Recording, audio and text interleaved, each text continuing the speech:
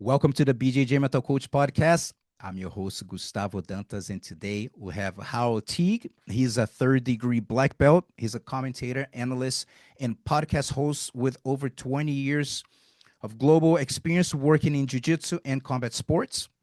He was he was formerly the editor of FloGrappling, joining them at their creation in 2015, and led the content team for 7 years. From 2022 to 2025, he was the content strategist for the B Team YouTube channel, working closely with Craig Jones to create a new kind of jiu-jitsu media. His commentary has been heard on events such as the ADCC World Championships, IBJJF World Championships, and many other events, including ADXC and AIGA. Along with Scramble and Polaris co-founder Matt Benyon, he hosts the Unknown Pressures podcast. Great interview, great conversation, and talk a little bit about everything about entrepreneurship or pursuing your dreams and the evolution of jiu-jitsu. So really cool talk. And before we get to the interview, just give a few updates for people. For the hardcore listeners, I know that there's a lot of people hopping in for the first time.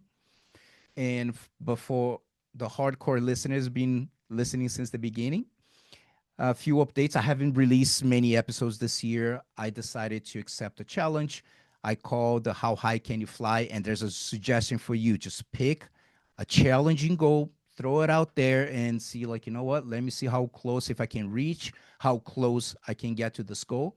And I did that for jiu-jitsu. I decided to, after 9 years, I competed, got back to competition last year, and then I decided to accept this challenge of competing in all four major IBJJF tournaments, the Europeans, Pan, Brazilian Nationals, and Master Worlds, to be healthy to compete in all of them, which is it's already a challenge, a goal itself, just to complete that, being 50 and carrying a lot of baggage with injuries and so forth. And of course, it's, if possible, attempting to win all of them.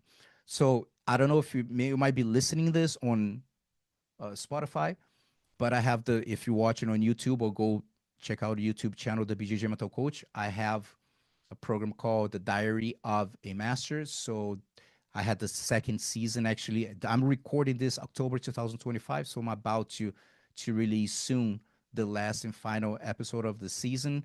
And basically every trip I did, and I was cataloging and doing the best I can to get some footage. Very simple, very humble, but for people who like that kind of content, it's out there. So since then, I've been dedicating a lot of time developing the BJJ Mental Coach movement. And I launched my book also too, Inner Discovery for Outer Success. You can really see with the green here and the green screen, you can see the colors completely. But I'll put the link underneath. Inner Discovery for Outer Success, 10 rules to integrate authenticity and performance in jiu-jitsu and beyond. 320 pages. Man, huge, massive project. Talk about how high can you fly. And on top of that, I accept the big challenge of recording the audiobook, which is available on BJJ Fanatics exclusively there, and 7 hours of content. And also there's some extra footage, not footage, but bonus content, some extra chapters and workbook and the ebook, all in this bundle with the BJJ Fanatics. But I thought, well, I do podcasts, I'll be fine. Well, it was a lot tougher than I ever imagined, and the reason is English is my second language. Do I speak well? Sure, I believe I speak well. Is it perfect? Absolutely not, and I'm very well aware. So for me, it was an amazing experience. Thank you to my student Chris Garcia that helped me with the production. So boy, what a challenge! But I'm very proud of the project. So you can find on BJJ Fanatics, and I have the book on Amazon. So I'll put the links for people who are interested. And also, recently I started the BJJ Mental Coach Masters community at the bjjmentalcoach.com. Most of the crowd that listen to my content is 35 and over, 70% at least, according to Instagram. And we have, of course, younger people too. But I feel that the masters that connect a little more and they are in their personal development journey, their authenticity journey. You start getting older and start question certain things and reevaluate things. I did my started when I was 35 and I got into my personal development journey. So I feel that the community is for the crowd that is really into their personal development. So it's not about just winning medals. It goes way beyond that, right? So we have access to all the online courses that I have on the platform, plus exclusive interviews, exclusive monthly classes, study groups, books that I'm reading, I'm sharing about what I'm learning, strategy levels, some breakdown. So little by little, adding more content. So really cool project, and let's see how it goes. I'm putting out how high can you fly also for this project, and let's see what happens.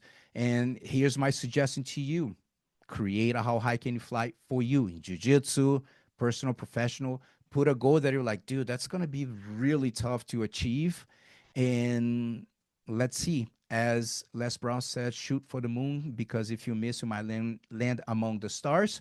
And that's the idea. You shot right up here, way up high, and you got right under. Wow, that's way better than where you started. So accepting challenges is part of our journey, especially if you are committed to your personal development. So check out the bjjmentalcoach.com. And also just give a shout out here to Browse Fight, which has been my partner for many years with Jiu-Jitsu Tribe as well. So make sure you check out at Jiu-Jitsu Tribe and jiu-jitsutribe.org, our nonprofit organization. And now Browse Fight is our first partner of the community. So much appreciated the partnership. So for now, enjoy the interview. Us. How welcome to the podcast. Well, thank you so much, Gustavo. Man, it's really a pleasure and an honor to be featured as well. I'm a big fan of everything you've been doing for a long time. And yeah, I really appreciate you inviting me on. Thanks. Awesome. Before we get to your background, let's talk a little bit about your newest projects. I know you have a podcast going. Can you tell us a little bit about it? Yeah, so myself and Matt Benyon. Matt is well known. He's the co-founder of the brand Scramble, and he's also one of the team who created the professional event Polaris, based out of the UK. So myself and Matt, we've been friends for a very, very long time, since before Scramble and Polaris even existed. And we've both been working in jiu-jitsu for a very long time, very different areas. Of course, he works with the brands and the events, where I was working more with the media. So we decided, to bring our experience together and to create a new podcast called Unknown Pressures. And we've been going for just over a month. It's a lot of fun right now, having some fun sharing our stories, a lot of insight from the industry and everything. And yeah, it's been really fun to do, and hopefully it'll keep growing. And we have some big plans for it. Right on. I was listening to one of the episodes you had recently about the UFC BJJ, and that's cool to know about Matt. I I think it's awesome the scramble designs. There's always like really cool stuff. I really like their stuff.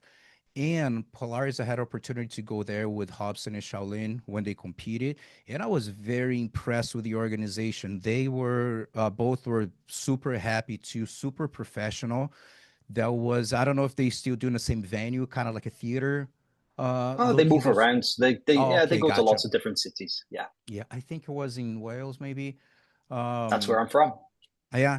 So it was, man, it was a great experience, a great show. And I'm glad that still around. We're probably going to talk a little bit about professional jiu-jitsu too. That's your thing that you've been involved for a long time. But before we get to it, man, talk a little bit how martial arts showed up in your life. Well, I was a kid, grew up. I came of age in the 80s and 90s, and martial arts back then is very different to what we see now, because the only martial arts was kung fu and karate in the movies, right? And I never really trained any martial arts when I was a kid. My parents, my mum, she didn't really like the idea, so I never got the chance to practice martial arts. But as I got older, I was really a big fan of like Jet Li and Jackie Chan, and especially the Hong Kong kung fu movies. But My mum had a boyfriend when I was around about 16, 17, and he was a really old school karate black belt and judo black belt as well. And this guy, he said to me one day, he's like, "Hey, Howell, you know that what those guys are doing is not real, right?" And I was like, "I know it's not real, but it's cool. You know, I would love to be able to kick like that, to jump around like that." But he said to me, he's like, "Hey, if you ever want to train some martial arts, I can train with you." So we did, you know, he gave me my first introduction. He taught me how to throw a proper punch. He taught me how to do some basic judo takedowns. He taught me how to do a cross collar choke, you know, and it was my first experience. But I didn't really come back to martial arts until some years later because there wasn't really any opportunity to train. You know, this is the late 90s. We barely had any jiu-jitsu in the UK in the 90s. You know? Mauricio Gomez was one of the first guys coming to the UK at the time, and he just had some small clubs in like London, and that was a long way away from me. I could never go to train somewhere like that. And this is before Roger moved there. It's before Braulio moved there. It's before we had any big names, really. So some years went by, but with the growth of the UFC and we started having some small MMA events in the UK, I saw an opportunity. I was like, man, I can actually do this now. I can train for like real fighting rather than waste my time with some kung fu. So I did. I found a gym, and you know, the instructor was a blue belt. We were all just trying to figure it out. You know, how does this stuff work? And just step by step as the years went on, it grew. Jiu-jitsu grew in the UK, and you know, I moved up through the belt ranks. And you know, it really for me, it was very interesting to be involved in the martial arts and jiu-jitsu in the UK at that time because it was a very earlier era when, like I said, everybody was trying to figure it out. But the turning point for me was I was a purple belt, and 2011 I moved to Brazil, and you know I decided I was going to stay until I got my black belt, which I did. And you know that was really when I went 100% all in with jiu-jitsu, and the rest is history. Beautiful. And so tell me, when was the you had that spark that you want to get involved with broadcasting? It was before jujitsu, or you already had that curiosity, you already had the desire to work with? How did it go? Well, I worked in the media for a long time before jiu-jitsu, and it didn't start with broadcasting. It actually started with photography and writing, because back then, you know, this is before everybody had access to the internet, and we used to have some magazines in the UK, and I started working for a magazine covering mixed martial arts in the UK. And it started off really small. It was just like a local magazine, and it grew really quickly because we launched exactly the same time, 2005, as the very first Ultimate Fighter series. So there was just this explosion in popularity in mixed martial arts. There were so many new fans coming in, and the magazine just it took off. You know, the magazine became really big. I became the editor of the magazine pretty soon, actually, like less than 1 year of the magazine existing. They offered me the job to become the editor, and I stayed with them for like 3, 4 years. And in that time, the magazine grew from, like I said, it was just like a local UK magazine. And when I left, we were being published in like 14, 15 countries worldwide. We had a dedicated American edition, a Canadian edition, a South African edition. And I was working with all of these, overseeing everything. So I started with mixed martial arts, but I kind of got tired of the world of MMA. You know, it's a very heavy world. You know, it's in a very aggressive. It's like the vibe in MMA is it can be pretty rough sometimes, and there's a lot of, let's say, bad characters in MMA as well. You know, it's like jiu-jitsu, everybody's cool, everybody's friends. You know, it's a really nice community to be part of. But MMA, yeah, you're unfortunately you meet a lot of bad people, and I just didn't want to be around that. So I made the switch. You know, obviously I always trained jiu-jitsu during that time, but like I said, I switched to jiu-jitsu. And when I went to Brazil, it was kind of it was really lucky because there was no jiu-jitsu media except for Gracie Mag back then. You know, you had Gracie Mag, and you had Tatami magazine were doing some jiu-jitsu coverage as well. But again, it was print. It was only like the old school magazines that you could buy. The internet, the sort of the online culture really took off around this time. And I bought a photography camera because I was always doing photography. And this camera could do video. And for the first time, like I really saw an opportunity to create something new. I was like, man, why is nobody making videos about jiu-jitsu like I want to watch? Because the only videos I remember seeing before this, it was like the classic Arte Suave, right? The documentary that was made in different academies inside Brazil, going to see the fighters, going to see them where they trained, how they trained, what they were doing. And then on the mat, they had their amazing DVDs as well, like I think they had dengue fever and all these different DVDs are the same thing. Those guys would visit gyms, they would visit tournaments, they would show highlights, interview the guys. But there was very little of this because it was physical, it was DVD. So it suddenly became really easy. Like 2011, I had a digital camera and you could upload videos to YouTube now. And it was just so much easier for me. I could create this media, I could put it online, and man, the response was amazing. So I started BJJ Hacks, which was my YouTube channel. I started that in 2011, and I focused on that a lot for about 4 years. And it did really good. It grew a lot, and I think people really enjoyed it because I was traveling all over Brazil, not just in Rio de Janeiro. I was going to Sao Paulo. I was going to Rio Grande do Sul. I was going to different cities in Brazil to feature these guys. I was going to the tournaments. I was doing highlights, and that work it was very popular with the community. But it got me noticed because FloGrappling, when they launched in 2015, they saw what I was doing with Jiu-Jitsu media, and they came to me and they're like, "We want you to do this, but for this new company." So that's how I got hired by FloGrappling, and I stayed with them like from the beginning up until the end of 2022. And yeah, that's it. So it's kind of funny. Like I started the media, but the broadcasting was like it's just something that Flow asked me to do because they're like, "Hey, Hywel, you know jujitsu really well, you speak really well. So can you do some commentary? Can you do some presenting?" And I was like, "Yeah, sure, why not?" The next thing you know, I'm doing the commentary for IBJJF Worlds and ADCC World Championships. And since then, I've been really lucky. I've had the best seat for some of the major tournaments over the last 10 years. So it's really cool. Man, you said a lot of good stuff here. And it's interesting because, again, we go back to like talking about early 2000s, 90s. And of course, with the podcast, we have all kinds of listeners. People have been around for a long time. Some people just got in the world of the internet, and don't really know much of what's going on, especially when we talk about the media. I'm from one day I made a post. I have here the number one edition of Gracie Mag. And so I was making a post about it. And man, I remember like in the 90s with Tatami magazine, that was the only source, with that with Gracie Mag. But the excitement that everyone had waiting for, like, hopefully my picture is going to be on the magazine, even if it's a little thing here, everyone gets super excited.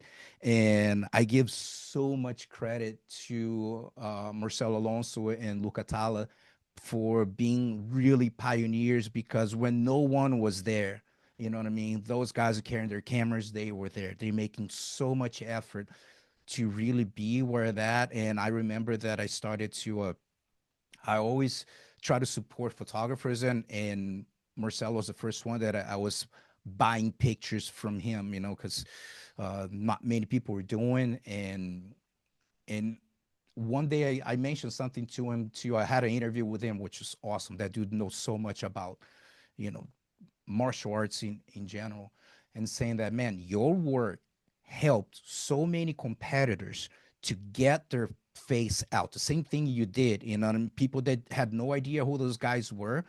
And that helped me with building stuff like, hey, it was featured in a magazine, it was featured somewhere. So, man, so incredible his work. And something you said too about 2005 with the Ultimate Fighter, I really lived this transition here in Arizona. I remember that I was in a Arizona Combat Sports MMA gym for almost 12 years.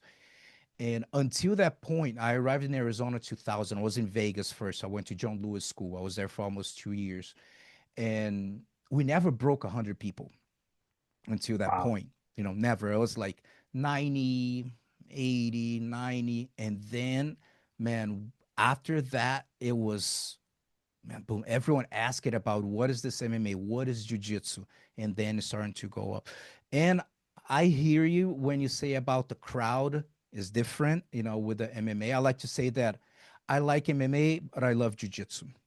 and I've been around too in MMA or training, did a couple fights and been in a lot of UFCs, and uh it's fun, but like even for the gym in general, that's a definitely, it brings a different vibe. Does. Of course, every school is different, but I feel that I'm glad to just have just jujitsu in my academy. And also again, you filming starting that early used to have the guy Paquetá. He used to have the VHS tapes. He was the only source too. So a lot of the stuff that we see from the early 90s came from him.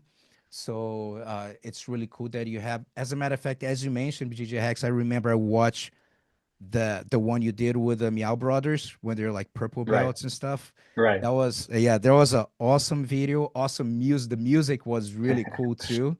So Thank that's you. what really like caught my attention. Um, That's probably one of the videos that people have come to me and they've said that they enjoyed the most. And I'm talking like world-class black belts have come to me uh-huh. and they said, man, when I was young, when I was like a white belt and a blue belt, I was watching your video with the Meow Brothers and I'm trying to figure out how they do those techniques and the movements because these kids they were doing something different back then, right? They were the one of the first guys Totally. to really use the berimbolo. And it's amazing now. So many like world champion black belts have come to me and they've said, "Oh, your videos inspired me so much." And man, that makes me feel really happy because like I said, I always wanted to make the videos that I wanted to watch, and I think that was the key because I love jujitsu and I studied jujitsu and I wanted to get better at jujitsu. So I wasn't just making videos to like be entertaining. I wanted people to enjoy them and to be entertained, but I also wanted them to take something from that video and to think, okay, this is how I can improve my jujitsu. This is how I can copy how the professionals do it. This is how I can, train how they train. And that was really, satisfying for me, to hear that it helped so many people for sure. So a lot of the audience here is dedicated to entrepreneurs, business owners, community leaders, and people who are just going after their goals, their dreams. And I give so much credit to, because let's be honest, you chose a very unique route. There's very few people do what you do. So how was for you like the internal battles? Because we all go through mental battles when you're in transition. You want to go through your, you know, pursue your passion, but sometimes it's like, how I'm gonna pull this off. And many people kind of end up along the way just kind of fading out. So how was for you mentally speaking when you got into that transition that I'm all in, I don't know what's gonna happen. So tell me, how was it? It was tough. It was really tough. Um, I guess that it was like the circumstances and the situation at the time allowed me to do something, but I had to take a really big risk in doing this as well. So at the end of 2010, I stopped working for the magazine. I had some savings, I had some money in the bank, but I just split up with like a long-term girlfriend, and I just looked at my life and I was like, man, I have nothing stopping me right now. I have nothing holding me back. If I want to do this, I can just do it. I'm free to do what I want. But that freedom comes at a price because there is an insecurity of what lies ahead. You're going into the great unknown. I left like a regular paycheck, the security of a salary and the security of my friends and my family being close. I moved to the other side of the world. I had very few friends. I knew very few people, but I just had this idea and I had this belief that this has like potential. And I thought, if I don't do this, then maybe somebody else will, or even worse, maybe nobody will. And that's terrible because I feel like there was this opportunity here, and I thought to myself, man, I need to do this not just for me but for jujitsu. That was actually the thing I was really thinking about because jujitsu gave me so much. I've always felt like it's my responsibility to give something back to jujitsu. But the first few years of working alone was really tough, because I was a freelance content maker, content producer. So I was hustling. I was hustling really hard. I had my personal project, but at the same time, I had to make sure that, this is going to make a little bit of money, but I need to have enough to live. So I had to, work here. I had to work here. I was doing jobs with like marketing and social media and promotion. I was doing freelance content creation. I was writing for magazines. I was getting hired by production companies in Europe to do documentaries with MMA fighters, So I was doing so many different things, but I always remembered that this is going to allow me to work on my passion project. And I believed in the passion project that it would one day take me somewhere. And it did, the first like 1 or 2 years, man, it was really rough. And if I didn't have the support of, my wife, who was then like my fiance, my girlfriend, and some really good friends in Rio, if I didn't have them supporting me, I never would have made it. But I did. I kept working. I kept working. All of a sudden, the money starts coming. I can pay the rent. The next thing I can do, I can start traveling to do more content, better content, and visit different places. And then later, like I said, the thing that I had built, it led to Flow approaching me. And originally, what they wanted to do was they actually wanted to do an acquisition of my company. And in the end, we worked it out. It was better to kind of leave that and keep it separate. And they just hired me instead. And that's actually good for me because I kept control, right? So I was always able to keep that. And then after Flow, if I want to work with that, I can do that. But I also have that freedom again. So for a few years, I was definitely working just like a solopreneur, just an entrepreneur who's alone trying to build something. And I never had the idea to create a company or a business. It was more just about survival at first. But then, of course, growing to a point where it would sustain me through the projects that I wanted to make. So yeah, it was really tough in the beginning, but I think jiu-jitsu teaches us a lot of really positive things, and resilience and determination is important. But also, if you think about how we train on a daily basis, I think that you can transfer a lot of what we do in jiu-jitsu practice into how we approach our business. And I'm talking things about skill acquisition and repetition, and constantly have something that you want to work on and you want to develop. Because I think about my training, I'm a black belt. I've been a black belt for 10 years, but I don't know everything about jiu-jitsu. There's always something new to learn. So every time I go to the gym, I have in my head, okay, today I want to do this. And maybe I'll keep working on that thing for weeks or sometimes even months, because I'm like, I want to work on this particular area. And in jiu-jitsu, we have some really tough tests. We have to put that into practice against a resisting opponent. So the challenge that we go through, we figure out, is it going to work for real or not? Is it really something that is going to work in practice? And the determination of just not getting disappointed or disheartened and keep showing up and keep doing it over and over and over, that is everything that I did with my sort of media journey. Because I had to learn new skills. I had to learn how to do video. I had to learn how to edit. I had to learn how to do all these things that go into making the content.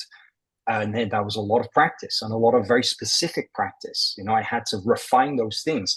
I would even think about it. It's like the editing that I was doing over and over. It's like drilling a technique. But then every 6 months or so, it's like, okay, well, you hit a certain level. Now you need to grow and you need to bring in something new. Just like we moved through the belt ranks in jiu-jitsu, I had to keep evolving, keep developing, keep putting new skills into my game. So I see a lot of parallels of what we do in jiu-jitsu and what we can do in any endeavor, whether it is business or, an entrepreneurship. And I think that they can help a lot. Absolutely. And you said something that once in a while I mention to students too, about being intentional with your training. Not just like, I'm going to, I said, if you come to the open mat, I'm not a huge fan of open mats, but anyway, we have open mat at the academy. I said, but be more intentional with that. Not just like, I'm just going to roll around. But again, people have different approaches, how to go about it. I just always mention about the intentional. So one, as I mentioned, a lot of people who are listening are, they're not entrepreneurs, but they have their dream. They're in transition. They get to that point that take, like you mentioned, taking that leap, which that's one of the toughest decisions. It takes a lot of courage to make and take the leap that you don't, as you mentioned, the insecurity, you don't know what's going to happen, to leave the safe and go. So this is something that I know that a lot of people going through. I love, Gary Vaynerchuk. Oh yeah, of Gary course. Vee, yeah. So I don't consume as much as I used to, but I listen a lot of his content. He say a lot of good stuff. And one time, someone asked him, when is the time when you should do the transition? My job, or maybe I'm not happy. And he said, like, when you feel suffocated, that you just feel like you can't breathe, that I just got to do it, is the time. So for people who are listening home, feel that are like in that moment of transition, the should I stay or should I go type of moment, what do you have to share with them for a piece of advice? Simple. Just do it. Just do it. Because if you don't, then you potentially will always live with that question, what if? And there is absolutely nothing to be gained from looking back on your life and wondering, well, what if I did this? What if I did that different? You know, the choices that we make in life lead us to where we are, but we can make choices at any day. Like if I want to decide to do something today, then what's stopping me from doing that? If it's doing something new, if it's doing something dangerous, okay, it might not be too easy. And if I took a rash decision, then it's probably not going to work out. Then I should prepare for that. But if we spend our whole lives preparing and if we don't take action, then it's just a dream. So I feel like if you really want to do something, then number one, you have to have a clear idea of what it is that you want to do. Number two, you got to work for that because it doesn't just fall out of the sky. Nothing comes for free in life. You have to put in the work to get there. But then you do that, and then one day you'll just suddenly realize I'm doing the thing I always wanted to do, and you can look back and you can say, okay, this is exactly where I want to be. So yeah, doing it.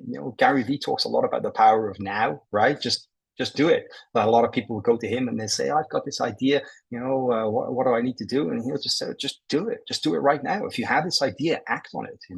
There's nothing to be gained from waiting. Yeah. You work for it. You put in the preparation. If it means late nights, if it means, less sleep, you got to find a way to do it, but there's always a way.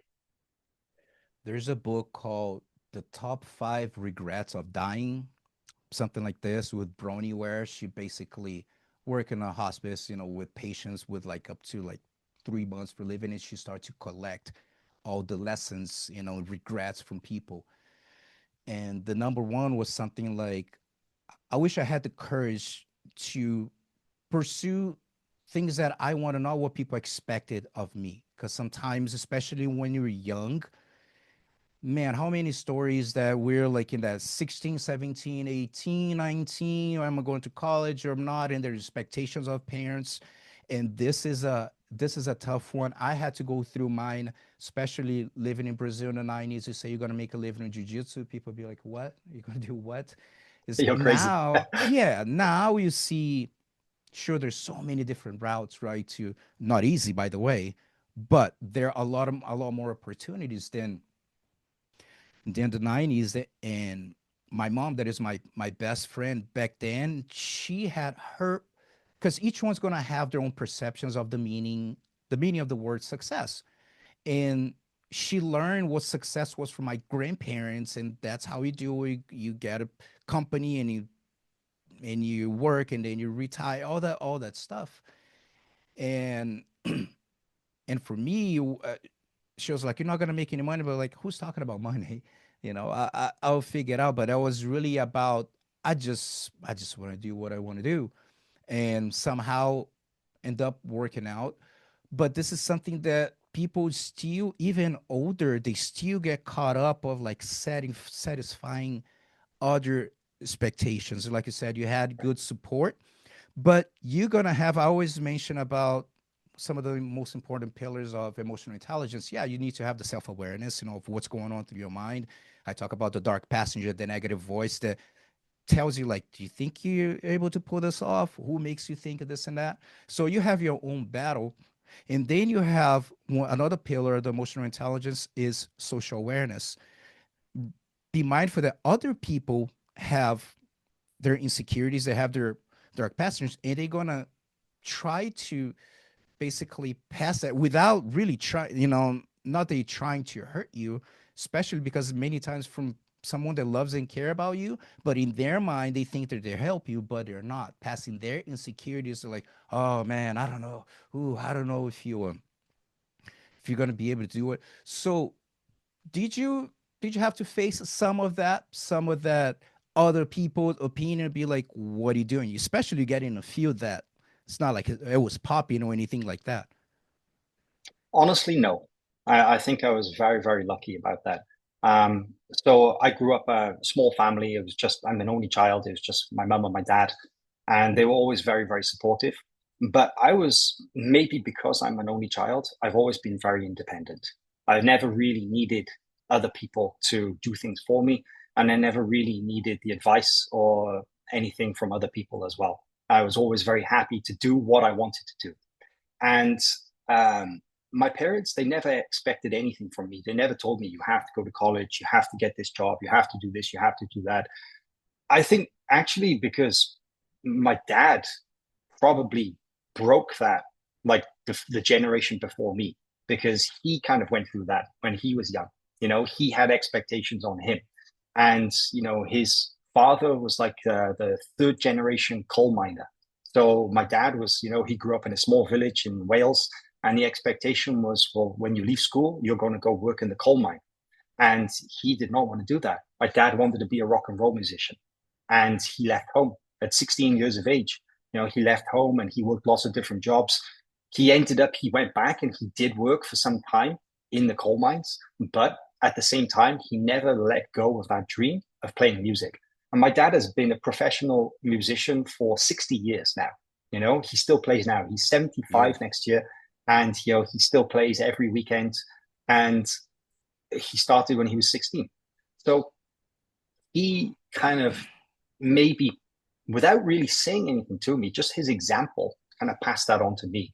And also I think about what he did in pursuing that, but he also made sure that he worked to support his family and he worked to support his dreams, because the music was always something that he loved to do, but it was never enough to survive from. So what did he do? I mean, I remember really well when I was 15, we went on like a big family vacation. It was like the biggest family vacation we ever went to. We went to Australia, which was huge, to travel all the way from the UK to Australia when I was 15. And it was an amazing trip. But for 1 month before that vacation, I didn't see my dad because he was working 3 jobs at the time. He had one job during the day, and then he would finish work at like 4 or 5 o'clock in the afternoon. And then he would have another job from like 5 until 10 o'clock at night. And then on the weekends, Friday and Saturday, he was playing music every single weekend, sometimes 2 or 3 times in a weekend, to make money to pay for that vacation. And at the time, I didn't really think about it, but I look back now and I have so much respect for that because, the example of if you want something, you can have it, but you have to work for it. And if you want to support your dreams, whether it's a personal dream, like taking your family on vacation, or if it's a professional dream, like playing music, then you have to work for it. Nothing's going to come for free. But in terms of expectations, and like you said, people may be projecting their insecurities and the things that hold them back in life upon you. I've met a lot of people like that, but to be honest, I don't pay attention to them. I just disregard them because number one, I look at them. I don't look down on them, but I do look at them with a sense of pity almost. I feel sorry for those people because they're happy in their life. No problem. The choices that they make, that's all on them. But the moment that they try to negatively influence somebody else, I think, man, I feel sorry for you now because you're trying to stop other people from doing something that they want to do. And I don't think that's right. So I always think about this, a great quote. It's like that you should never you should never listen to the opinions of someone that you wouldn't want to ask for advice. Okay. So if somebody is out there and they're saying like, oh, you shouldn't do this or you shouldn't do that, it's like, man, I wasn't asking you, and I don't really care. Like, you can think whatever you want to think, but it's not going to stop me from doing what I'm doing. And like I said, I've been really lucky that I've had really, really good support, and I haven't had too many people trying to hold me back. People close to me who I actually care about. But there's always a lot of negativity online, because I think the more you become a public persona, Absolutely. and the more sort of attention that you have within a community, there's a lot of people who talk shit. I just don't care. I really don't. If it's a valid opinion from somebody that I respect, that's different. If I would go to that person, I want to have their advice, 100%, I will listen to what that person has to say. But if it's just some random face or just some random person that I meet, thanks, but no thanks. Exactly. Now, what are some of the biggest, maybe some of the biggest, if not the biggest struggle that you faced throughout your journey in this area? And what did you learn from it? And I like to always bring this up because, again, for the crowd that is listening, maybe thinking that I want to be an entrepreneur, I want freedom, but there's a lot of stuff that, again, no one taught you how to sit here. Let me show you how this works. It's not like that. So, what do you feel that comes to your mind that was one of the biggest struggles, and what did you learn from it? Well, I have one really, really good example for that. And just to go back to what you said, you're absolutely right. I never had somebody to tell me how to do what I wanted to do. Um, I never had like a mentor. I never had like a teacher or anything like that. I did in jiu-jitsu, but I didn't in any of the other areas that I've chose to work in my life. Maybe because these were new things and there wasn't really anybody to help me in that area, and I was trying to do something that nobody else had done, or I just hadn't met them. So I had to figure out a lot of stuff on my own. And I definitely, made a lot of mistakes along the way. By far, the biggest one is the Red Belts documentary project that I started like in 2011, 2012. So some people know about this, maybe some people don't. It's basically what I did was I went online and I raised money through a crowdfunded website like Kickstarter, Indiegogo is called, where people could donate money to finance this project. And my idea was that I was going to meet and I was going to film a documentary with some red belt grandmasters that I had met in Rio de Janeiro. Because I got to Rio and I didn't even know that these guys existed. I had never seen a red belt in my life. I never even heard of these guys. The only red belt I ever knew of was Helio Gracie. Okay. So I went to Brazil, and just through being in the community and going to different places, I suddenly met a couple of these red belts, like 70 years of age or older. And I asked them, who are these guys? I found out their stories and I'm like, man, why is there nothing about these guys? Like, somebody should do something about this. Okay. So I thought, well, if nobody else is going to do it, I should probably do it. Right. So what I did was I started going out. I met these guys. I made some relationships with them. I filmed some interviews, but I realized that this was a lot of work. And to do this, I needed funding for the project. So I opened up the crowdfunding and people donated. I think in total, I raised just over $17,000. And it's a lot of money, but I made a lot of mistakes at the very beginning of the project and for a few years after that. Number one was I didn't understand the nature of the project that I was getting involved with. I didn't realize how big it was.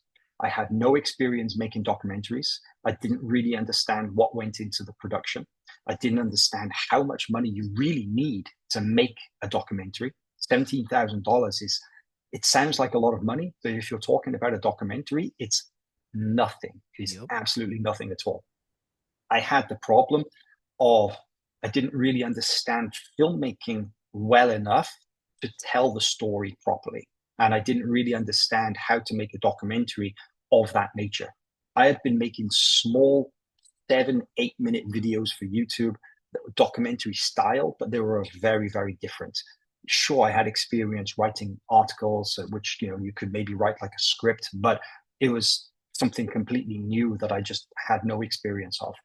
And I tried to do everything pretty much alone. I had the help of just one guy who was like a translator. Back then, I didn't really speak enough Portuguese.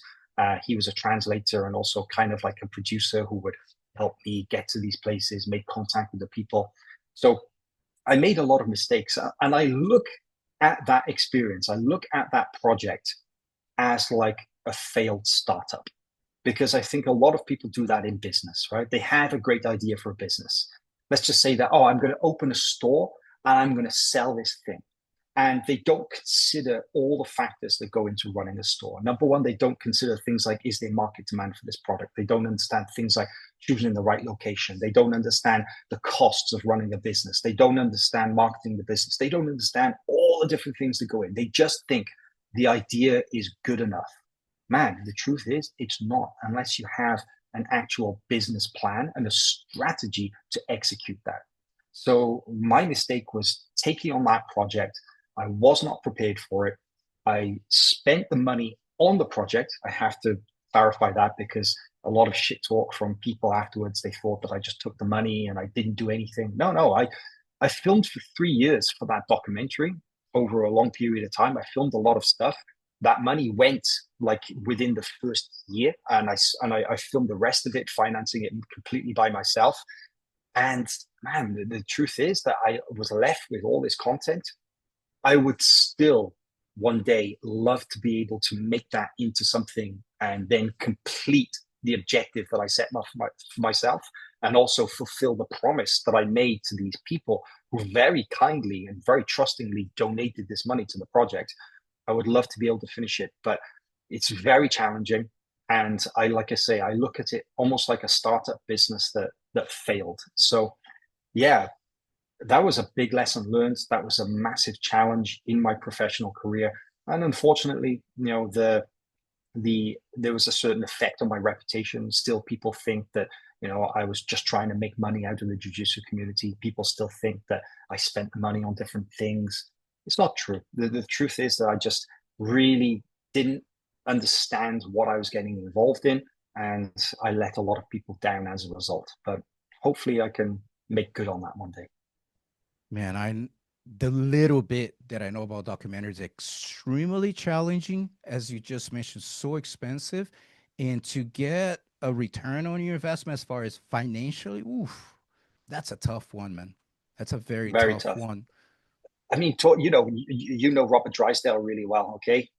He had the plan to do a documentary, and Yep. I actually I have Robert's book right here. Yeah. This is his book where he I've did I've opening listened close to it guard. too. Yep. Hmm. And man, Robert is a jiu-jitsu historian as well, and he got over $100,000 financing from private investors to make a documentary about the history of jiu-jitsu. He was never able to complete that project. Why? Because he also learned that even $100,000 to make a documentary is not a lot of money. Now I have more experience and I've seen how these things are made. When I was working at FloGrappling, for example, we made a lot of documentaries. I was involved with some of them, but there was a huge team of people working on them. Sometimes a team of like 8, 10, 12, 15 people working on a documentary. And the cost of making those projects sometimes is hundreds of thousands of dollars. So yeah, I definitely bit off a lot more than I could chew. So let's talk about some of the events that you've been. What is an event that if I ask you, like something that comes to your mind and think, man, that event really it was so special or so cool to to be right in front of the mat, or maybe a match. What's the one that comes to your mind? That's a really tough question. I bet. Very, very tough question, because like I said, I've been very, very lucky to go to pretty much every major jiu-jitsu or grappling event of the last 10 years. I've been there. I've been in the arena. I've been sat next to the mat. I've been at the table right next to the mat, and I've seen it closer than anybody. Only the referees and the competitors are closer than me. So it's really tough to choose just one. I guess one that is pretty fresh in the memory is maybe the first CJI. I think that was a really spectacular event. It was so special. So it's hard to choose one. I'll say this again. It's really hard to choose one because I went to some amazing IBJJF World Championships. I went to some amazing ADCC World Championships and many other events as well, so independent events. But the CJI one was just, it's like a before CJI and an after CJI for me, because it was the first time that we saw a $1 million cash prize given. It was as much about entertainment as it was about the jiu-jitsu. It was a completely different idea for an event. It was so much fun. The energy was so good in that arena that day. There was just some great story, about the way that Craig created the event and the sort of the fight that he was having with ADCC at the same time. And it was really, really cool to be a part of that because I was working with Craig right up until that event. After I left Flow, I started working with B Team and with Craig Jones, working with their YouTube channel and the media. So, we put in a lot of work to promote that event and to create the story leading into it. And then when the event happened, and of course it was this gigantic success, it really showed what is possible in professional jiu-jitsu.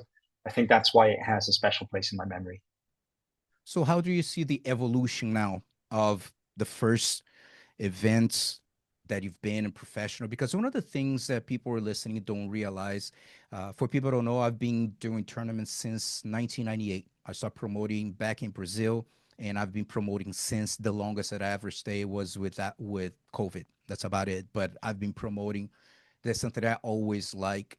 And I was talking with Bruno Basso, as a matter of fact, yesterday. We're at the UFC BJJ last week, and I mentioned to him that, man, I have thought about it so many times about doing an event like that, super fights or whatever. But people don't realize how challenging financially that is. There's no one paying for registrations. You need to hopefully hustle to have some support of backers or sell tickets. It's I don't, I'm not gonna say that I would never do it, but man, I need to really make sure what I'm doing because the chances of you losing money are high, and people don't realize like how much goes it goes to really make this happen. So, how do you see the evolution over the years? And something else too. Once in a while, you've seen so many organizations come and go, and people say like, "Oh, this guy, he has a lot of money, he's a backer," and then I'm like, "Hey, I hope this continues." But it doesn't make sense. The numbers don't make sense. Well, at some point, the investor are going to be like, okay, I don't want to play anymore. This is not fun anymore. So people don't realize that. So how do you see that evolution? Well, just thinking, let's say the last 10 years, because I feel like the last 10 years is it's like the modern era of jiu-jitsu. I kind of feel like the modern era really started with Flow. Flow launched in 2015, and I think since then we're in the modern era of jiu-jitsu. I think before that, it was very much sort of the open tournaments, and it felt like an amateur sport, and it was growing really well, but it was growing steadily. But we never really saw like any big explosion until that point. It was just growing steadily every year. It would get a little bit bigger, a little bit bigger. But we had a couple of professional events prior to 2015. You can think about events like Metamoris, for example. That was the first really big submission only professional event that started before that. But like you said, the business didn't work out because funding comes and goes because people don't see the return on the investment, and maybe the project wasn't managed as well as it could have been. So they didn't have like a sustainable business plan. I think since 2015, there's probably been a change that people see jiu-jitsu more professionally. And yeah, there's still some people who come and go. They maybe come in, they invest some money, they don't get the desired return, and then they leave. But we've actually seen in the last 10 years, we've seen some guys figure it out. And I'm thinking about events like EBI, Eddie Bravo. He started in about 2015, 2016, and he's been going for 10 years now regularly. He's been doing events a couple of times every year, no problem. Polaris started just over 10 years ago. 2015, they had their first event. Same thing. Those guys they managed to create a rock solid business model, and they followed that plan all the way through, and they've grown and they've grown, and they're still here. And that's really important. But we did see a big change in events like the IBJJF World Championships and ADCC. So IBJJF, I mean, they've just kept growing and growing. You know, they have more tournaments all over the world. There are more people signing up for their open tournaments. They make a lot of money, but they also spend a lot of money to host those events. It's like, you know, to run an event, and you don't do that for free. There's a lot of expenditure required to make an event. So the IBJJF have continued to grow, and they've also evolved their product to meet the changing demand and desire of the market as well. Because if you look at the World Championships, for example, you know, in the last couple of years, they realized we need to make the finals look more professional. They changed the lighting inside the pyramid. They changed the way that the matches are presented, you know. So there's been some developments there, which I think are really important. Then ADCC, man, up until 2017, 2019, actually, I would say, when they had their first event in America after a long time, ADCC was only every 2 years, but man, it was really difficult to watch it. And if you looked at the arenas, they were almost empty. There were maybe a couple of hundred people in the stands sometimes. It was very, very small. Everybody, if that, right. Everybody understood that the event was like the best no-gi grappling event in the world, but it didn't look like it and didn't feel like it. 2017, when they moved to America, 4,000 people in the arena. 2019, about 8,000 people in the arena. 2022, again, T-Mobile Arena, the biggest they ever went. Huge, just keeps growing and growing and growing. The production of the show, the amount of money they're investing, you know, just really shows the development of the professional side of jiu-jitsu. And I just think that, you know, in the last couple of years, you've had people with maybe not just people who are, let's say, passionate about jiu-jitsu, but maybe not so business-minded. You've had people who actually really understand jiu-jitsu and also have solid business experience. And now these guys are kind of running jiu-jitsu in a totally different way, and the way it should be. And I think that now we're in a period where we've seen, over the last 10 years, we've seen every couple of years, we see a major spike in the popularity of jiu-jitsu and the opportunities that exist in jiu-jitsu for everybody, for the competitors, for the teachers, for the gym owners, for the promotions, absolutely everybody involved. You know, there's just every couple of years, there's a big spike. CJI 1 also proved, I think, that how big jiu-jitsu could be, because a big thing about CJI was because it was streamed for free on YouTube, it was transparent. You could actually see how many people were watching live. And until then, we never had this information. Now, when I worked at FloGrappling, I had this information. I could see how many people were watching, but it was private. And we were never allowed to share that information with anybody, including the events, because that is proprietary information. Like UFC Fight Pass, they don't share how many people are watching, you know, Polaris or Eddie Bravo, even to the events. Those guys have no idea how the event is performing. CJI 1, because it was free on YouTube and Facebook and a few other platforms, you could see exactly how many people were watching. And I think at the peak, there was something like 180,000 people watching live.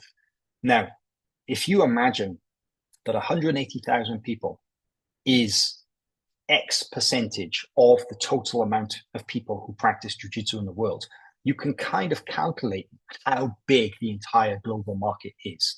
And I think a lot of people then realized how big the opportunity is in front of them. And the best example of that is absolutely UFC BJJ, because they've been involved in grappling for a few years. UFC Fight Pass Invitational has been running for 4 years now, something like that, right? And, you know, they were streaming Polaris, they were streaming Eddie Bravo Invitational. So they were involved and they were aware of what grappling was. But after CJI 1, I think that they realized the opportunity there is. And it was almost immediately after that, that's when I've spoken to some people inside UFC BJJ. I kind of know the story that what happened, man, those guys went into a room, they wrote out the strategy on the whiteboard on the wall, and they said, this is what we're going to do next. They rebranded the event. They created the reality TV show. They started hosting these events regularly. They've had what, 3, 4 this year. They're going to have 10 to 12 events next year, possibly 14 if they have multiple reality TV show finales as well. So if a multi-billion-dollar company like the UFC are investing so much money into jiu-jitsu, they are very smart people. They're doing that because they know the opportunity is here. And I feel like this is another moment we are going to see a major spike in popularity because the UFC brand is so powerful. And there are so many people around the world who maybe they train jiu-jitsu, but they don't really watch competition jiu-jitsu. They don't know who the world champion is. They don't really care. They just go to the gym 3, 4 times a week and they want to improve their half guard or their escape from side control, whatever it is. But those guys probably know about UFC. Maybe they watch a little bit here and there. Now they actually have a UFC BJJ product. I think that this is really big for everybody because the athletes are going to get paid, which is huge. I think there's going to be a professional event run with consistency and a solid schedule of events, not just 1 or 2 events and then disappear. And I think that we're going to see a lot more people signing up to the gyms as well. I think we're going to see a lot more people coming into the academies because they've already heard about how good jiu-jitsu is. They've heard Joe Rogan and Jocko Willink and all these major podcasters and influencers talking about how important jiu-jitsu is and how good it is.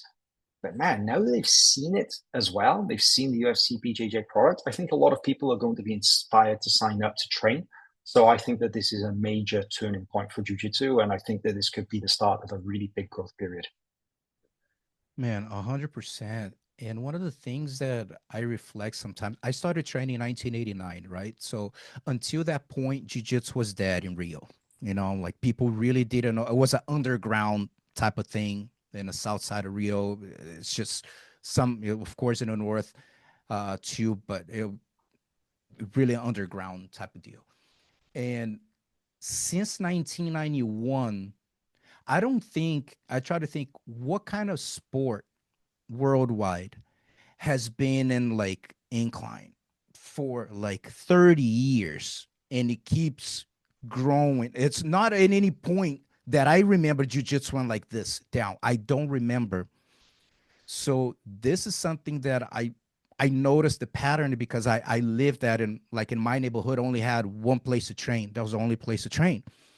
And eventually after 91 with the Vale Tudo, in Grajaú, they have the jiu-jitsu defeating the luta livre. So that was a big boom in Rio, a little bit of Brazil, but Rio. And then 93, there's a combination of the first, before 1994, CBJJ was founded. So 1993, they have Andre Pederneiras did the first, let's call Brazilian Nationals. That's what they call back then, the first Brasileiro in Rio. And that with later on UFC, then Valide and Renzo at the same year. So it was a year in the 93, it was like, woof, like it really got momentum. And since then, and then had the first Pan Am's 95, and then 96 was the first Worlds. And I'm a fan of IBJJF. A lot of people who are listening right now just started following the scene. Do I agree with all the policies of the company? No, not really. But what Carlos Gracie has built, we don't have this conversation right now. Of course, you have UFC 1993, boom. But the guy had the vision to go to do a tournament at the Pans at the Irvine, the same place that eventually had thousands of people in California, for under 200 people. So people can say, oh, he makes a lot of money. What about back then? When it costing money to do that tournament, when people thought like, this dude is nuts. What is he doing? I've seen multiple conversations with people that he's such a visionary that to say like, one day you're gonna have multiple jiu-jitsu tournaments around the world at the same time. People to laugh at him. Like literally, we're talking about early 90s, and this dude is already seeing that and pull it off. That's like incredible. And as you mentioned, the evolution of the World Championship, I competed the first one, and I have refs with hats backwards. You know what I mean? Like eating stuff while you're rapping. It was just totally like, relax or whatever. Tijuca, the place is like, my God. So to become right now, and people, they need to pay more. Like, man, they do have a lot of full-time employees. It's not just the events. Some events bring money, some events they don't. At the end of the day, it's a profitable company. If they don't make money, Yeah. what's the point of doing that? And even there's a moment in 19 no, I think it was 2003 to 2003, they have the big fallout between IBJJF and the CBJJO in Brazil. So that means Nova União stopped competing. Some of the big teams stopped competing in IBJJF. And I remember they saying, like, whether it's kind of like a Brazilian saying, but whether it's raining, whether it's sunny, we're here. If you want to come, we're here. If you don't come, it's okay. But we're going to keep doing what you're doing. And eventually everyone went back there. For a good window of like 4 years, there's so many guys that could have been black belt world champions, including friends of mine that don't have that because they went to the World Cup, which, don't get me wrong, it's tough as hell, but it wasn't the world. So guys like Leo Santos, that dude should have been multiple time black belt world champion. You know what I mean? So just going to that route, and then eventually everyone came back, and now I like that little by little they're adding, but people want more. Now, oh, they're not doing enough, they need to pay more. Like, in like that, there's a lot involved. And for example, I was saw Andre Fernandez, the president of IBJJF, when I was at the Jiu-Jitsu con and CDM, and I told him, like, man, I just say congratulations for this event here. I know that you guys, there's a lot of people that come here and praise you guys, but a lot of people that talk crap, about you. And I said, I'll tell you what, I never promoted more than 12 official. My tournaments are based on IBJJF standards. I never promoted more than 12 areas. The day that I promote a tournament with 50 competition areas, I'll say anything. I have no right to say anything. If you're at home, you listen. Can you imagine the logistics? I'll do a tournament for 11,000 people over 50 mats, and you pull that off. It's insane. Oh my God, that much money. Da, da, da, da, da, da, da. Well, they shouldn't make any money, So Yeah. it's No, just it's huge. unbelievable, It's the huge. growth. Yeah. And I got to say that if it wasn't for the IBJJF, I honestly don't think that we would be here having this Oh yeah. conversation. I really don't. The IBJJF with the first major federation, and they are a private company. They're not a traditional sporting federation, the way that people think about it. They're not a governing body. They're a private company. But if it wasn't for them, we wouldn't be here today. I can honestly say that. Uh, they also opened the door for a lot of other people to come and to do similar things. And you mentioned like how in the early 2000s you had like a rival organization, the CBJJO. Well, now we kind of have like a rival organization as well. Mm-hmm. I don't really see them competing, but we do also have the AJP Federation, which is out of Mm-hmm. Abu Dhabi. Started off as the UAE the UAE Jiu-Jitsu Federation, and it's since rebranded in the last few years to AJP. And man, those guys are doing something incredible because they have a purpose-built arena in Abu Dhabi just for jiu-jitsu competitions. Mm-hmm. They host a massive world championships every year. They have their next one in November. There's usually about 5,000 athletes or more competing from all over the world and from countries that you would never normally see Yep. represented at the IBJJF World Championships. So while the IBJJF has a lot of Brazilian and a lot of American competitors, you see some Europeans, you see some Australians, you see some from other countries. Man, you go to Abu Dhabi and you see guys from Mongolia, from Thailand, from African countries, from all over the world, places that you never even thought jiu-jitsu really existed, right? And IBJJF, those guys are running tournaments in multiple locations around the world the same weekend. So maybe, this weekend they'll have one event in Lisbon, one event in, let's say, Thailand, and one event in New York. But while they're doing that, AJP is doing the same thing. They'll have an event in East Europe, and they'll have an event in Central Asia, and they'll have an event in the UAE. So I think it's amazing that so many different organizations are doing this work in promoting jiu-jitsu and making it available for everybody. But I think we can honestly say that if it wasn't for the IBJJF showing it was Oh yeah. possible, then those guys wouldn't have followed and we wouldn't be here where we are now. Yeah, and I had a chance to compete at the World Pro probably like 10 years ago, and they already had the arena, and uh it's incredible. And exactly what you said, I love that idea of the World Championship, of having I love that, of representing your country, because let's be honest, the world, air quotations for people who are listening on Spotify, uh the World Championship, it's a World Championship of academies. Yes. So let's see who is the best academy, and there's the title, and have all the belts. But when you narrow down, really, I love the idea of having, okay, there's two people from each country. I like that.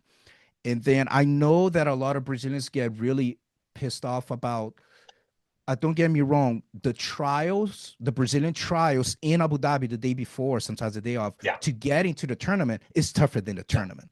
We are Yeah, aware, for sure. we are aware of that, but Yeah. it is what it is. Like in Japan, you go into the Olympics. Imagine how many people in Japan could make to the lightweight division. You know how many Yes. bad individuals, could any given day could win. You know what I mean? But it Yeah. can only take one. I used to say this about wrestling, for example. If you want to watch the best guy in the world, of course, you watch the Olympics.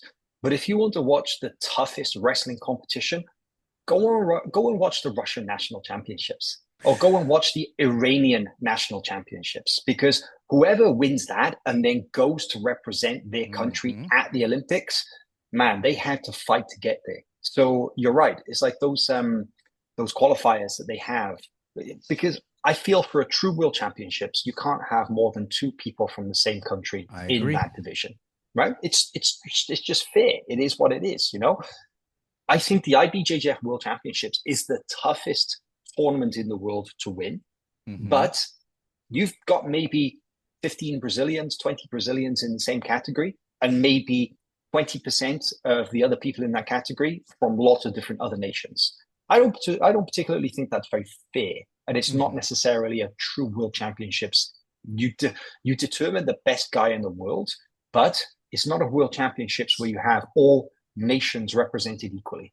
Now, like I said, if you want to watch like the toughest world championship, or excuse me, the toughest jiu-jitsu championship in the world, go and watch the Brasileiros, right? When it's like 98% Brazilians competing and winning that division. That's where you see some of the best fights and the best competitors.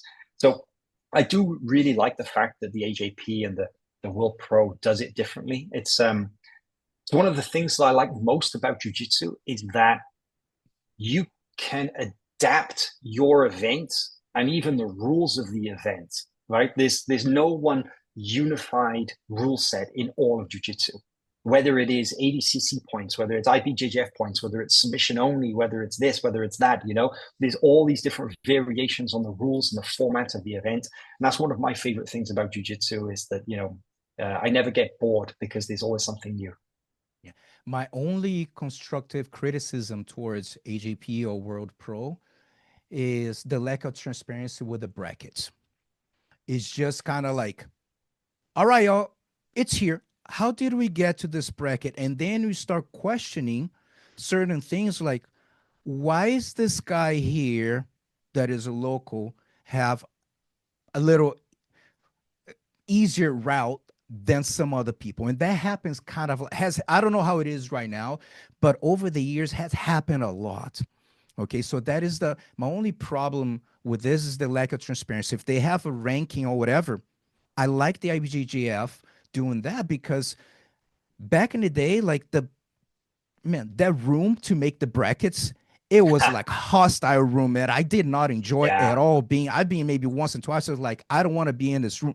People almost getting fist fights, seriously, like Yeah. to get the brackets done. And now it's just like, this is the ranking. You don't like it. It is what it is. And that's the best way to do it. That was crazy that they used to do that, and it wasn't that long ago that they Yeah. changed it. You know, I think it Talk was about about politics.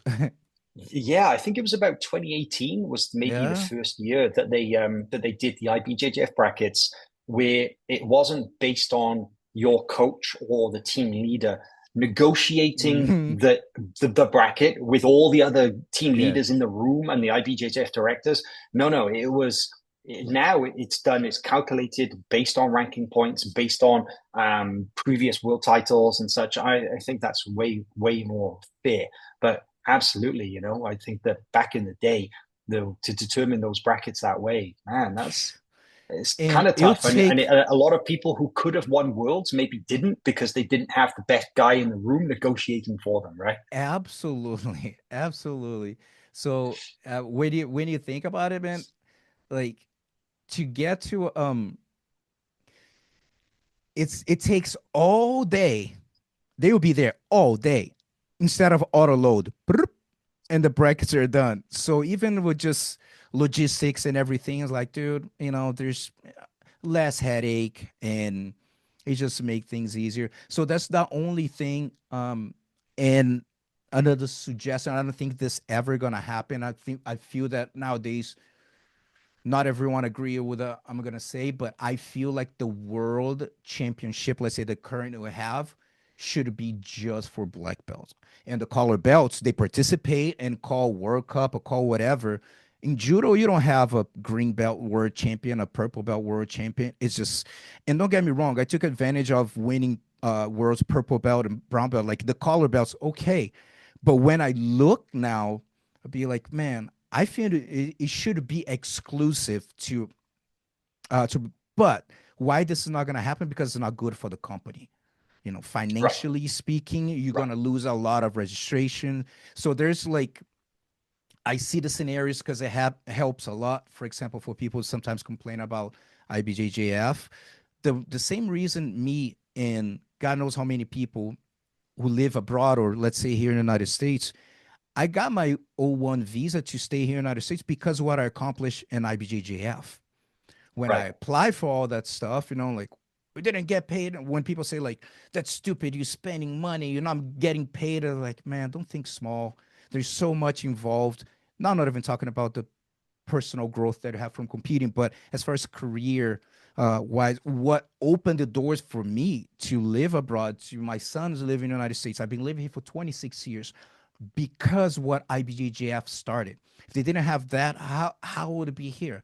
There's no way. So it's there's something that sometimes again people had just come in didn't see the work that they have put in the past. Again, do I agree with everything they do? Of course not. You know, but I'm very appreciative of what they have created, the amount of jobs, the amount of opportunities they gave to so many areas from people who sell geese from everything just because of the creation of that company, you know.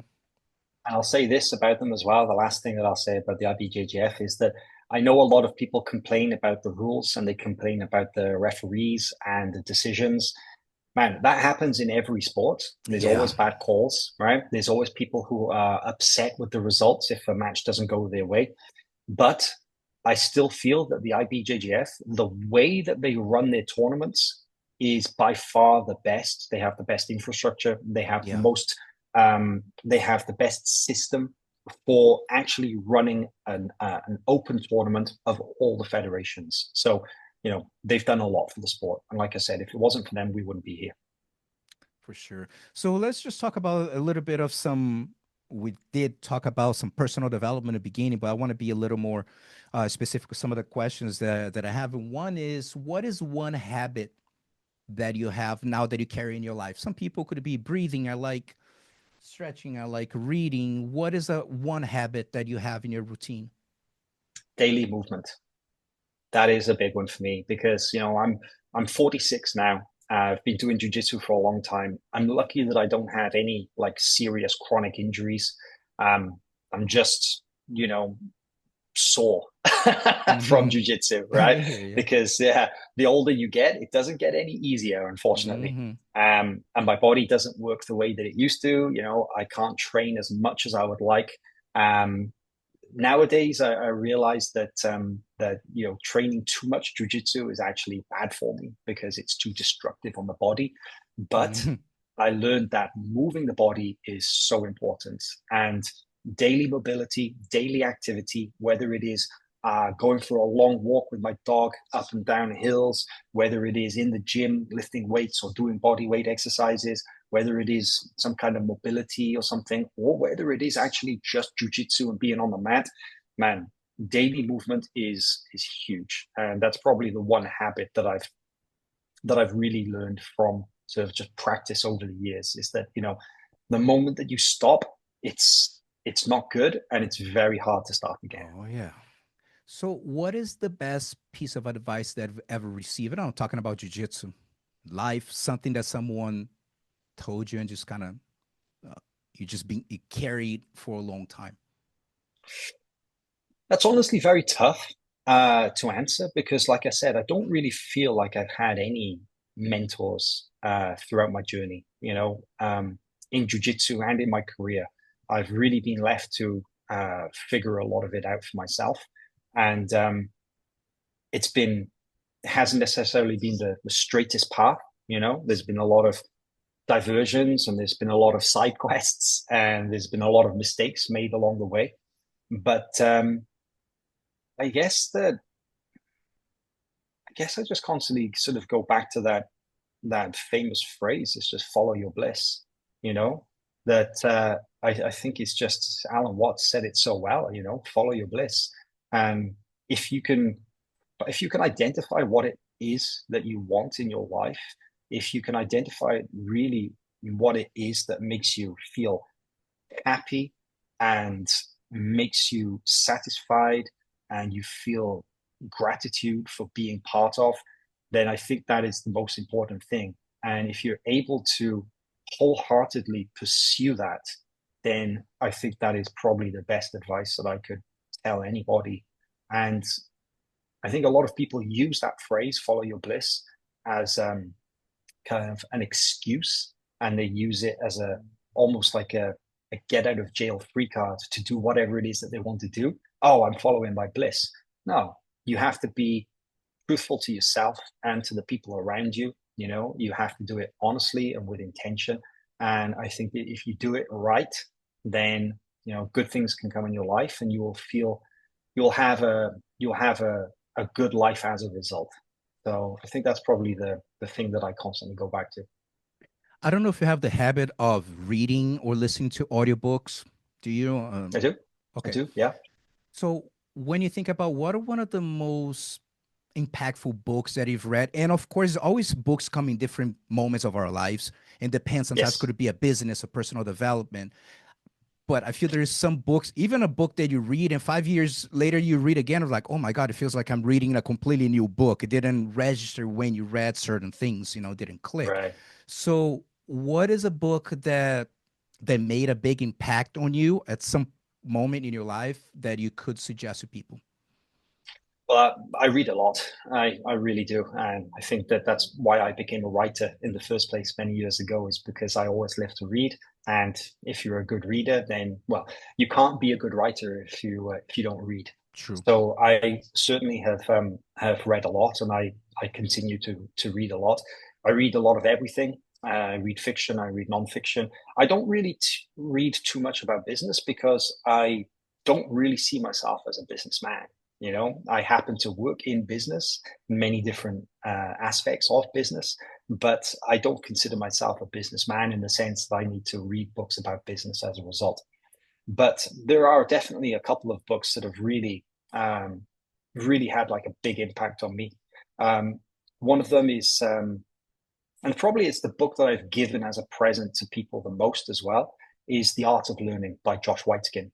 And Great book. Josh Whiteskin, yeah, fantastic book. Josh Whiteskin, just to explain, he was a chess prodigy from a very, very early age. This guy, he showed an amazing talent for chess, and he rose to some of the top level of the world of chess at a young age. Was traveling all around the world, competing in chess tournaments, and then he got involved in martial arts as he got a little bit older, and he eventually found Brazilian Jiu-Jitsu, and he became a black belt in Jiu-Jitsu under Marcelo Garcia as well, which is incredible. And maybe people don't realize, but Josh was actually one of Marcelo's business partners when he Mm-hmm. opened that gym in New York as well. So Josh is very much a behind the scenes kind of guy in jiu-jitsu. I think that he maybe doesn't really train too much nowadays, but he's still, he's still around, and he's still connected to the scene in that sense. But his book, The Art of Learning, it's semi-autobiographical because it's mostly about his personal journey through the world of chess, and then later through his experience of Chinese martial arts. And it's only right at the end of the book that he does mention jujitsu as well, because I think he was just getting started, like a white or blue belt, sort of at that point in his life when he wrote the book. And it's interesting because you read what he talks about chess, and it is transferable and applicable to pretty much anything you do in your life, but especially jujitsu, especially jujitsu. Yep. The way that he talks about thinking about chess, about the amount of practice and dedication required to get there, sort of the pattern recognition, the acquisition of techniques, the strategy, and just the overall mindset required to sort of operate at that level. I kept seeing the word jujitsu instead of chess while I was reading the book, And then I met Josh a few years ago. I was really lucky. I went to Marcelo's. I went to train there for like a week, and this is back in 2010. I think it was before I even moved to Brazil.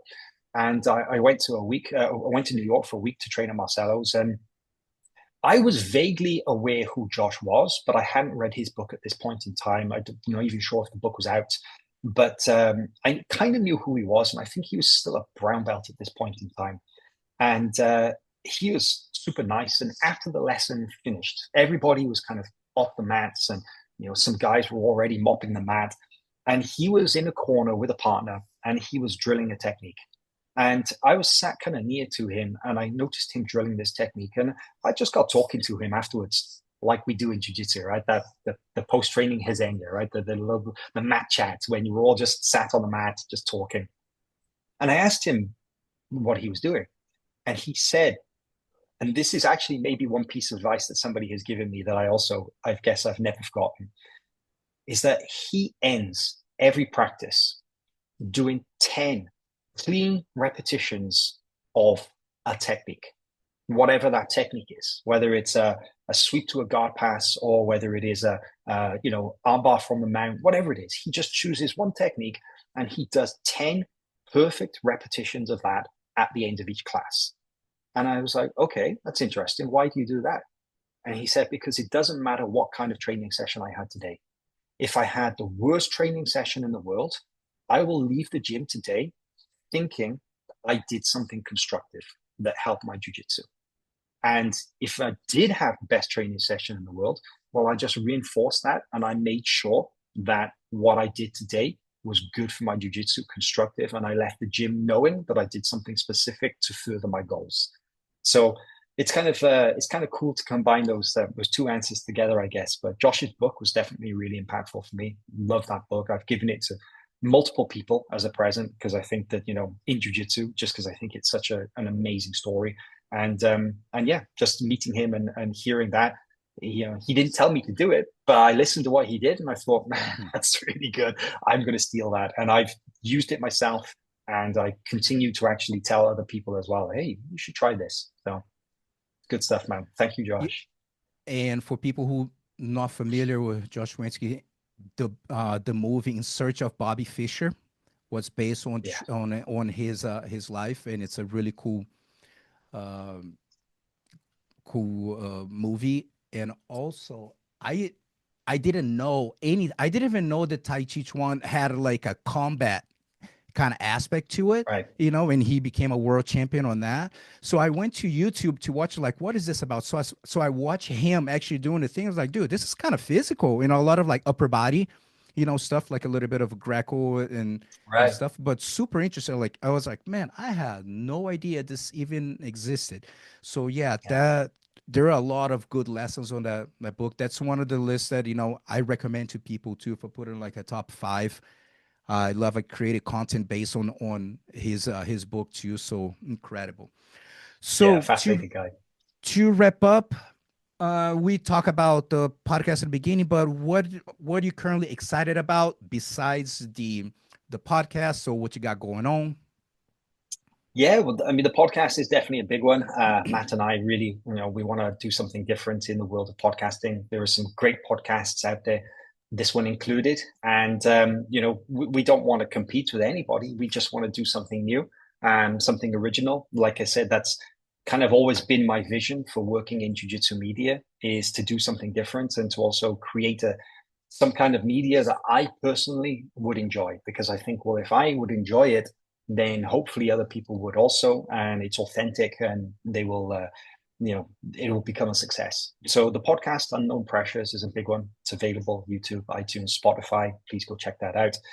We talk a lot about the jiu-jitsu industry, a lot of cool behind the scenes stories about our experiences in jiu-jitsu, and also a lot of analysis about what is going on in the world of jiu-jitsu as well. So we talk a lot about the behind the scenes of the events, about how the business is run. We also talk a lot about things that maybe athletes and competitors can learn from as well. We talk about, what's important to being sponsored, and how to become a professional, and just cool stories as well about our different travels around the world and the different, things that we've seen.